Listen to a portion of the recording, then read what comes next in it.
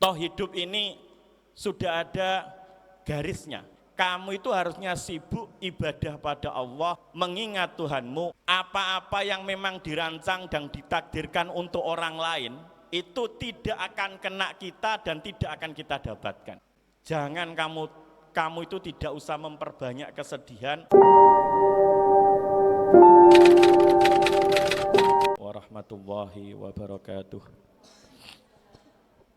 Bismillah, alhamdulillah, wassalatu wassalamu ala rasulillah Sayyidina Muhammad ibn Abdillah wa ala alihi wa sahbihi wa mawalah. La hawla wa la quwata illa billah. Amma ba'du, janabal afadhil ulama'an al-a'izza, ayuhal asatid wal ustadzat yang saya hormati, segenap musrif-musrifah, segenap mahasantri angkatan 31.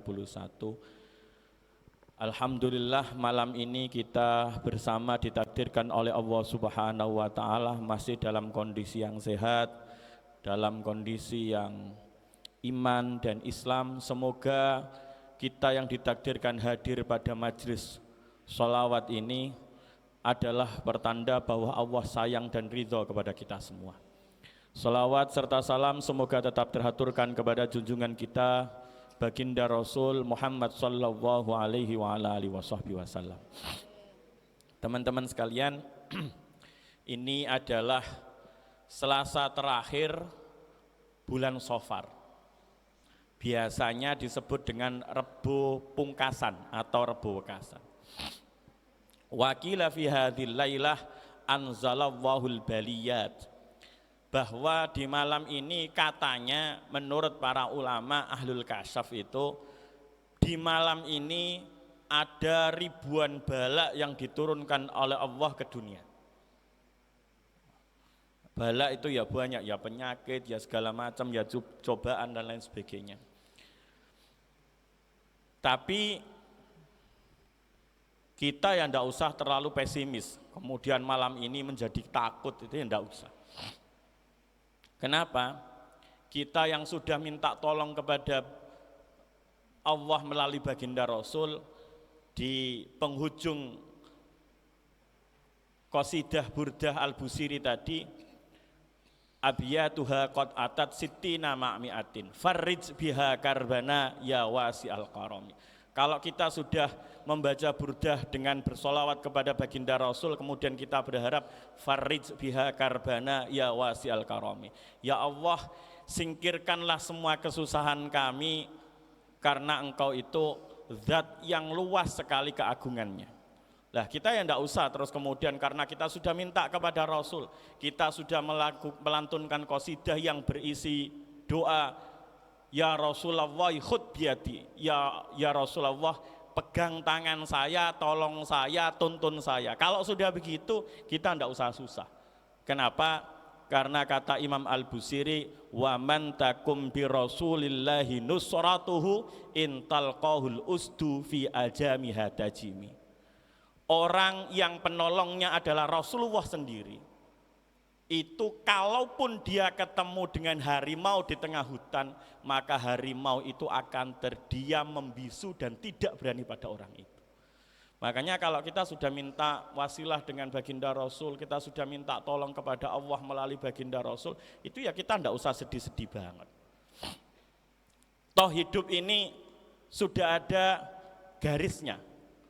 Kata Al-Imam Abdul Haddad itu, walladzi li ghairik la yasillu ilaik walladzi kusimlak hasilun ladaik fastaghil bi rabbik walladzi alaik la yaktsuru hammuk ma qudir yakun. Kata Al-Habib Abdul Haddad itu, walladzi li ghairik la yasillu ilaik. Apa-apa yang memang dirancang dan ditakdirkan untuk orang lain itu tidak akan kena kita dan tidak akan kita dapatkan. Walladzi kusimlak hasilun ladaik. Sedangkan apa-apa yang memang sudah dibagi untukmu itu akan hadir di hadapanmu. Ya termasuk kayak bencana, kayak segala macam itu. Kalau ditakdirkan bukan untuk kita ya tidak akan nyampe ke kita. Makanya kata Al-Habib Abdul Al-Haddad, fastaghil bi rabbik walladzi alaik. Maka kamu ndak usah sibuk dengan hal-hal begini. Fastaghil bi rabbik walladzi alaik. Kamu itu harusnya sibuk ibadah pada Allah, mengingat Tuhanmu, walladzi alaik, dan apa-apa yang menjadi kewajibanmu. La yaksuru hammuk ma kudir yakun. Jangan kamu itu tidak usah memperbanyak kesedihan, karena ma kudir yakun. Semua yang ditakdirkan itu pasti terjadi. Nah, kalau sudah begitu, urusan jodoh, urusan mati, urusan sehat, urusan sakit, urusan rezeki, itu adalah bagiannya Allah. Kita hanya mengikhtiari saja. Nah itu tadi, fastaghil bi rabbik walladzi alaik. So, kita sibuk aja dengan ibadah, kita sibuk dengan belajar. Karena kewajiban kita, kewajiban sampean semua sebagai mahasiswa, sebagai santri itu ya cuman ngaji, belajar. Kenapa? Kata Sayyidina Umar bin Khattab mengatakan tafaqqahu qabla an tusawwadu. Kamu itu harus belajar banyak tentang agama sebelum kamu itu menjadi pemimpin.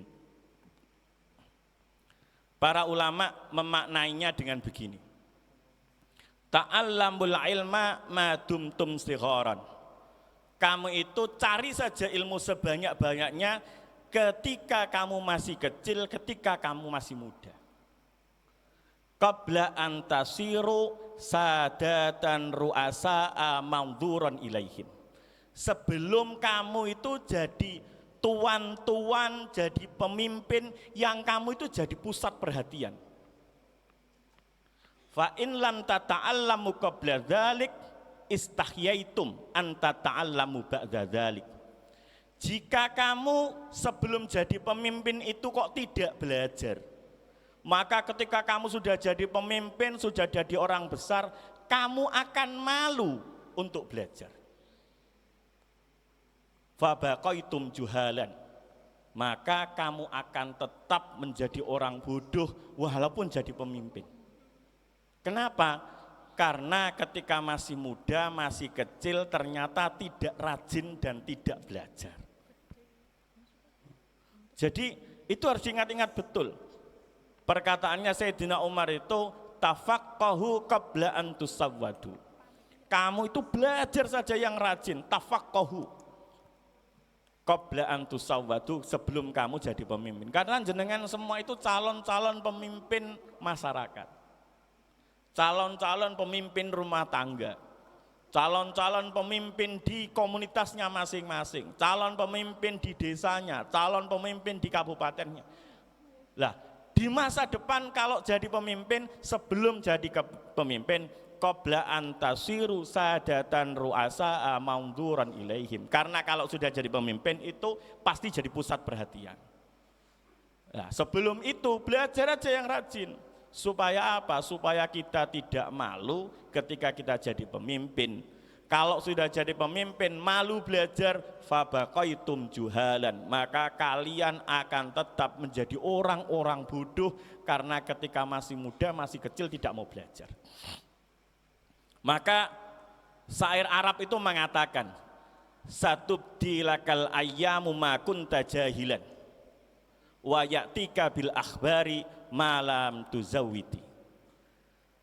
Satubdilakal ayyamu ma kunta jahilan. Suatu saat akan muncul hari-hari yang menampakkan bagaimana ternyata kita itu masih bodoh. Suatu saat akan muncul hari-hari yang benar-benar kita sadari ternyata kita masih bodoh. Wa ya'tika bil akhbari malam tuzawwiti. Dan ketika itu terjadi, hari-hari itu akan datang dengan cerita-cerita, dengan kabar-kabar, dengan kesadaran yang menyadarkan kita ternyata kita tidak berbekal banyak, kita tidak belajar banyak, kita tidak rajin, kita tidak ngambil banyak di masa lalu, sehingga hari itu kita rugi. Maka jenengan semua mumpung masih muda, mumpung masih ditakdir Allah senggang, ditakdir Allah bisa jadi mahasiswa, ditakdir Allah masih bisa ngaji jadi santri, belajar aja yang rajin. Kalau urusan lain itu makudir yakun, semua yang ditakdirkan pasti terjadi. Urusan jenengan semua yang perempuan jadi istrinya siapa itu makudir yakun. Urusan yang laki-laki nanti istrinya siapa itu makudir yakun. Urusan jenengan semua nanti jadi apa profesinya itu makudir yakun. Semua yang ditakdirkan pasti terjadi. Maka tafaqqahu qabla an tusawwadu. Belajar saja yang rajin sebelum kalian jadi pemimpin. Itu nanti karena ini malam Rabu Wekasan, nanti setelah taftis kita adakan sholat tasbih. Yang mau saja, enggak gelem ya ora usah dipaksa, sholat sunnah wae. Yang mau silakan ikut sholat tasbih di aula Pondok Putri. Kita berdoa agar fi hadhil lailah yang anzalallahu baliyat, anzalallahu fihal baliyat itu tidak kena kita. Ya ikhtiar kita diantaranya selain kita misalnya sampean ojo metu, ojo dulin-dulin. Ya diantaranya kita ikhtiari dengan doa. Semoga saja kita, keluarga kita, sanak saudara kita, teman-teman kita dijauhkan dari bala, dijauhkan dari cobaan, dijauhkan segala mara bahaya. Nah, itu yang kita minta dengan sholat tasbih. Makanya nanti setelah taftis kita akan sholat tasbih. Untuk taftis kita akan adakan di kelas C4 dan A, dan kelas A, bareng dengan kelas A. Itu yang bisa saya sampaikan. Hadanallahu wa iyyakum ajmain, wallahu yuwaffiquna lima yuhibbuhu wa yardah, wallahul muwaffiq ila aqwamit thoriq. Summa assalamu alaikum warahmatullahi taala wabarakatuh.